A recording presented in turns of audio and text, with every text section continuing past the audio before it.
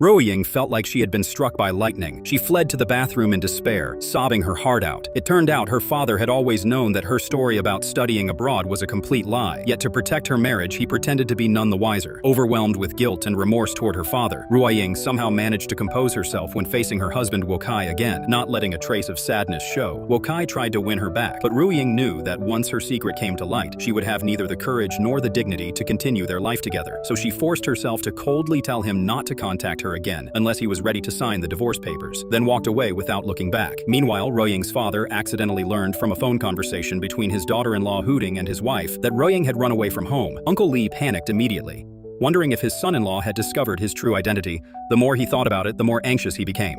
So he rushed to his son-in-law's house and waited outside until 1:00 a.m. But his daughter never came home.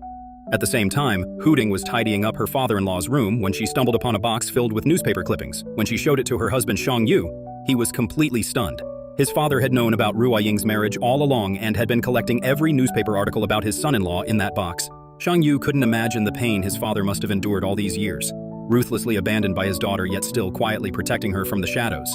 He blamed his father for keeping everything bottled up inside, for bearing all that pain alone without saying a word. Seeing that Shang Yu had discovered his secret, Uncle Lee became so overwhelmed that he fainted. When Uncle Lee finally came to, his first concern was whether there was any news about Ruaying. Both father and son, knowing full well they had been abandoned by her, continued to hide the truth from each other, all for the sake of Ruaying's happiness. Meanwhile, Ruaying had been summoned to Mrs. Jiang's home. Facing her mother-in-law, she was consumed with guilt, apologizing for all the lies she had told. Mrs. Jiang felt like she couldn't breathe from the heartache she had just suffered through her husband's betrayal. It was Ruaying who had helped her through those desperate times. Now to discover that Ruaying had deceived her too made her feel even more hopeless. No matter how much she loved Ruaying, she couldn't forgive this deception. Ruaying knew she had no right to ask for forgiveness. She apologized once more to her mother-in-law and promised she would divorce Wokai as soon as possible.